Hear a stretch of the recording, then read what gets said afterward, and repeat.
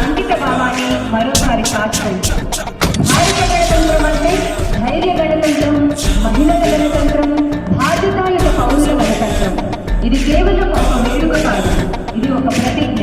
ఇది సంవత్సరానికి 365 రోజులు దేశభక్తిగా జీవించటం.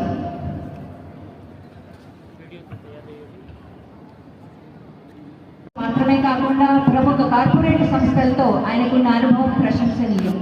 ఇప్పుడు ఈ కార్యక్రమాన్ని ముందుకు తీసుకువెళ్లాల్సిందిగా ఆయన కోరుతున్నాం. Very good morning. Can you all say this? Happy Republic Day 2026. ఒక్కసారి గట్టిగా అండి. Happy Republic 2026. Happy Republic Day. That's really great to know.